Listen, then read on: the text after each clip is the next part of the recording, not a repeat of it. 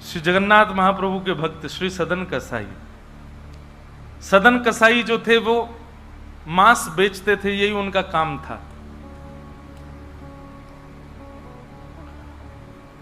एक बार ऐसे तराजू में तोलते थे मांस को, तो जब मांस का विक्रय कर रहे थे तो उनको पता नहीं चला, वो भार की जगह शालिग्राम जी को रखते थे। लेकिन कीर्तन उनको बड़ा प्रिय था, कीर्तन करते हुए मांस बेचते थे। बताओ, ऐसा उनका स्वरूप। एक बार एक महात्मा वहां से निकल रहे थे, तो महात्मा ने जैसे ही देखा, वो तो देखते ही पहचान गए, मुंह पे कपड़ा रख करके जा रहे थे, तो देखा कि ये तो शालिग्राम जी हैं। तुरंत, अरे तुम क्या कर रहे हो, बहुत बड़ा पाप है, ये तो साक्षात शालिग्राम जी हैं। उसने कहा महाराज मुझसे गलती होगी, मुझे तो पहचान है नहीं। बोले लाओ इनको, मुझको दो। शालिग्राम जी ले लिए महाराज, जाकर के शुद्ध नदियों के जल से स्नान कराया, पंचामृत स्नान कराया, इत्र लगाया, चंदन लगा करके चांदी के सिंहासन पर बैठा के माला पधरा दी, ठाकुर जी का कीर्तन, बढ़िया खीर बना के भोग लगाई, और खूब रोए महात्मा। बोले कि नाथ आप भी कहां के कसाई के यहां बैठे थे, अब आप विराजो, प्रेम से रतन सिंहासन पर विराजो। ठाकुर जी विराज गए। रात्रि को महात्मा के स्वप्न में आए, और स्वप्न में आकर के बोले सुनो, सुबह होते ही हमको ले जाओ और हमको वो सदन कसाई के पास छोड़ के आओ। महात्मा बोले वहां प्रभु मांस बेचता है, वो आपको तोलता है, तोलने के लिए भार बना करके रखता है, आप उसके यहां क्या करेंगे। ठाकुर जी कह रहे हैं हम जितना कह रहे हैं उतना करो बस। बोले नाथ ये तो वेद विरुद्ध हो जाएगा, ये तो शास्त्र विरुद्ध हो जाएगा, मैं आपको कैसे वहां छोड़ के आ सकता हूं। आपको वहां क्या सुख मिल रहा है, वो शुद्ध नहीं, पवित्र नहीं, उसका स्थान अच्छा नहीं, मांस विक्रय करने वाला व्यक्ति, महापापी व्यक्ति, वहां क्यों जाना है आपको।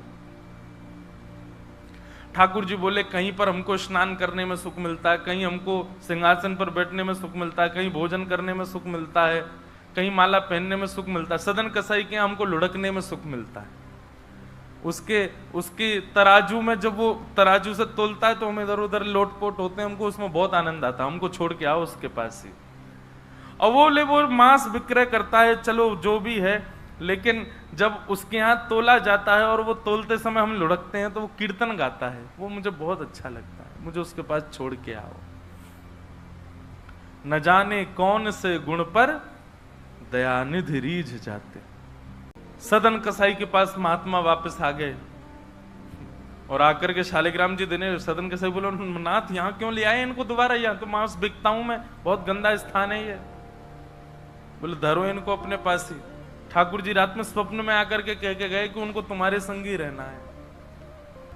हाथ पांव कांपने लगे, नेत्रों से अश्रुधार गिरने लगे सदन कसाई के। मन में विचार करते हुए कहता है कि मैं इतना पापी, इतना गंदा इंसान, और ये ठाकुर जी मुझसे मिलने के लिए मेरे पास चले आए। मैं इनके लिए इतना भी नहीं कर सकता कि ये दूषित काम ना करूं। ज्यादा से ज्यादा क्या होगा, भोजन ही तो नहीं मिलेगा मुझे, धन ही तो नहीं कमाऊंगा, लेकिन इससे बड़ा और धन क्या चाहिए कि ठाकुर जी मेरे से मिलने के लिए व्याकुल हो रहे हैं। उसी समय सदन कसाई ने अपनी दुकान बेच दी, सब काम बंद कर दिए और बस अपने ठाकुर जी के लिए जीवन जीने लगा। आप मुझसे मिलने के लिए तड़प रहे थे नाथ, अब मैं तड़पूंगा आपसे मिलने के लिए, मैं आऊंगा आपसे मिलने के लिए। और निकल पड़े सदन कसाई जगन्नाथपुरी की ओर। पूछा लोगों से कहां है पुरी, लोगों ने दिशा बता दी। बोले वहीं विराज रहे हैं जगत के नाथ, वहीं विराज रहे हैं साक्षात नंदन नंदन। एक सदन कसाई निकल पड़ा जगन्नाथपुरी की यात्रा पर। बस बार बार उसके मन में एक ही भावना आती है, आप मेरे से मिलने के लिए तड़पे थे, आप मेरे पास रहने के लिए तड़पे थे, मैं आऊंगा आपसे मिलने के लिए। और निकल पड़ा। कीर्तन की टोलियां जा रही हैं, वैष्णव जन नाचते गाते हुए जा रहे हैं। जैसे जैसे वैष्णवों की टोलियां और कीर्तन की टोलियां निकलती हुई देखे सदन कसाई, उसका मन हो कि मैं भी चला जाऊं। तो जो लोग पहचानते थे वो लोग कह देते थे अरे कसाई है ये, तो सब लोग उसको कहते भाई तुम हमसे दूर चलो, हमारी टोली में चलोगे, हमारे संग बैठ के खाओगे पियोगे, हम सब अपवित्र हो जाएंगे। जिस मार्ग पर सब लोग चल रहे हैं सदन कसाई उस मार्ग से उतर करके चल रहे हैं। कहीं मैं इस मार्ग पर चलूंगा, मेरे चलने से मार्ग अपवित्र हो जाएगा। और स्मरण कर रहे हैं महाप्रभु श्री जगन्नाथ जी का। सदन कसाई चलते जा रहे हैं, एक मार्ग से उतर करके चल रहे हैं, निष्ठुर मार्ग पर चल रहे हैं, और बस स्मरण कर रहे हैं श्री जगन्नाथ महाप्रभु का। चलते चलते चलते एक नगर में पहुंचे, रात्रि का समय हो गया, शाम का समय हो गया, तो एक भवन बना था, घर बना था, उसी के बाहर ही सदन कसाई बैठ गए। सदन कसाई का रूप बहुत सुंदर था, नेत्र, उनके केश, उनके मुख की आकृति, उनकी भुजाएं बहुत सुंदर थे। भले ही कसाई थे पर सुंदर थे। तो जिस भवन के बाहर बैठे, वहां भवन की अंदर एक गृहिणी वो निकल करके बाहर आई, और उसने जैसे ही सदन कसाई को देखा, उसका मन आ गया उन्हीं के ऊपर। शाम का समय, सदन कसाई को लोभ देने लगी, और उसने इशारा करके कहा कि भीतर आ जाओ। तो सदन कसाई ने उसकी ओर देखा, और उनके मन में तो बस जगन्नाथ जी बैठे हैं, कोई ऐसा भाव तो दूषित था नहीं। उन्होंने इशारा कर दिया, कुछ इशारा किया,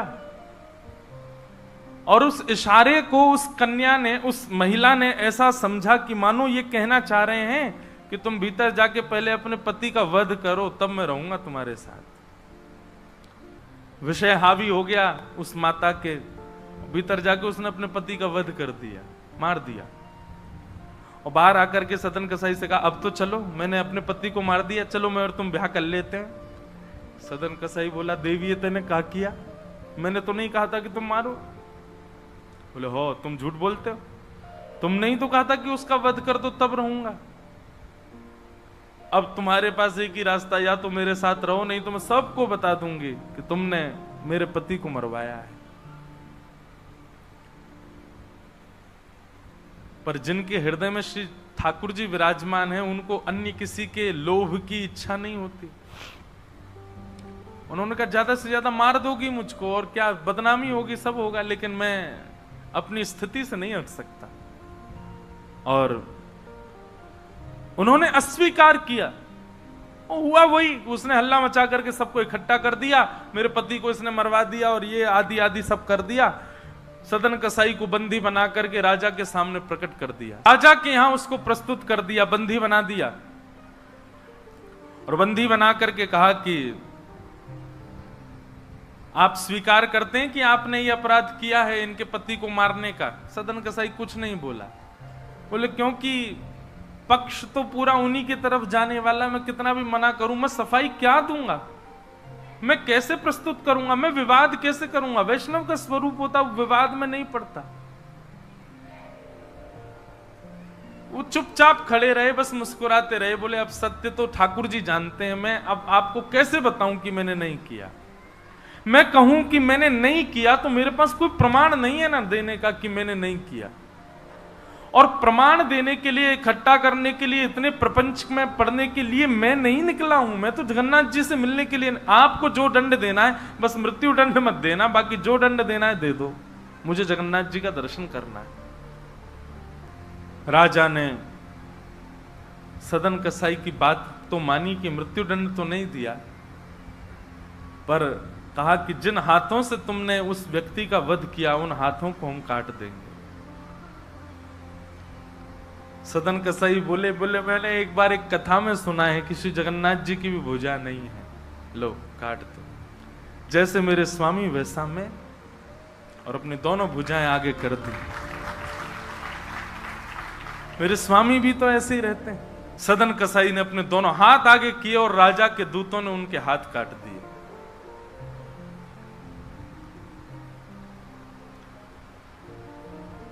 पीड़ा में नहीं है, प्रसन्नता में है।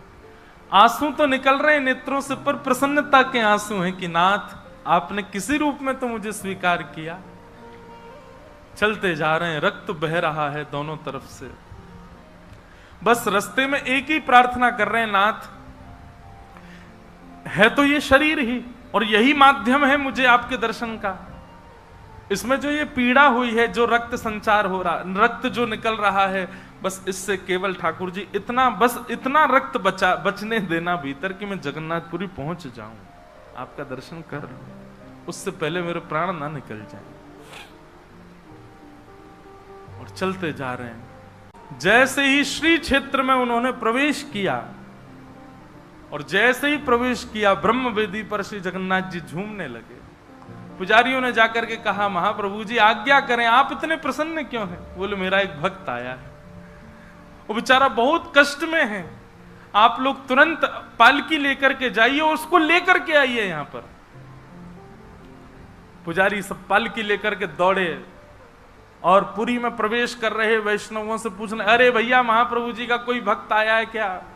महाप्रभु जी ने पालकी भेजी है उसको ले जाने के लिए। महाप्रभु जी आज बड़े प्रसन्न हैं, उनका कोई परम वैष्णव भक्त आया है। तो सदन कसाई ने जैसे ये बात सुनी कि पुजारी हल्ला कर रहे हैं, कोई बहुत बड़ा भक्त आया है, महाप्रभु जी ने उसके लिए पालकी भेजी, तो सदन कसाई इतने खुश हो गए, बोले आज ठाकुर जी के दर्शन तो होंगे, उनके एक प्रिय भक्त के भी दर्शन हो जाएंगे, कितना मेरा सौभाग्य होगा। और रही बात, मैं तो बहुत बड़ा पापी हूं, मैं तो रास्ता भर यही सोचता आ रहा था कि मैंने इतना पाप किया, इतना मांस बेचा है जानवरों का, महाप्रभु जी पता नहीं मुझसे नाराज होंगे, पर आज लगता है कोई परम वैष्णव भक्त आया तो महाप्रभु जी का मूड बढ़िया होगा, आज प्रसन्न होंगे। तो प्रसन्न मुद्रा में ठाकुर जी बैठे होंगे, तब मैं दर्शन करूंगा तो मेरे सारे अपराधों को क्षमा कर देंगे। वहां तो भीड़ लग गई पालकी के पास में, बोले हम हैं परम भक्त, और वो सदन कसाई दूर ही खड़े हैं। बोले इनमें से कोई होगा जो पालकी में बैठेगा, आज पहले उसको प्रणाम करूंगा, फिर महाप्रभु जी को करूंगा। वहां तो इतनी भीड़ लग गई कि पंडा पुजारी पालकी लेके जान बचा के भागे वहां से, क्योंकि सबको लगता है कि हमसे बड़ा भक्त तो कोई है ही नहीं। पालकी खाली लौट करके आ गई। महाप्रभु जगन्नाथ जी बोले, तुम खाली आ गए, लेके नहीं आए उनको? बोले, भगवान आपके एक दो भक्त तो है नहीं, वहां तो हजारों भक्त, एक पालकी उसमें कितनों को बैठा के हैं, सब चढ़ने लगे। बोले, हम हैं भक्त, हम हैं भक्त, आप कोई संकेत बताओ, आपके भक्त का कोई लक्षण। श्री जगन्नाथ प्रभु के नेत्रों सजल हो गए। बोले, मेरी तरह उसके भी हाथ नहीं है, जो आया है वही है मेरा भक्त, उसको लेके आओ।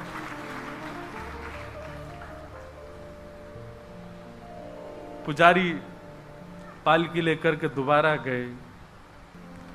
पुजारियों ने जाकर के जब उनकी स्थिति को देखा, कोई अपने नेत्रों के आंसुओं को रोक नहीं पाया। बार बार महाप्रभु जगन्नाथ जी को प्रणाम करें, कितने दयालु हैं नाथ, कितने कृपालु हैं आप। सदन कसाई को जाकर के पुजारियों ने उठाया, बोले चलो महाप्रभु जी ने तुम्हारे लिए पालकी भेजी। सदन कसाई बोले, आपको कोई गलत सूचना मिल गई, मैं नहीं हूं वो भक्त जो इसमें। बोले, नहीं तुम ही हो, ठाकुर जी ने आज्ञा करके भेजा है।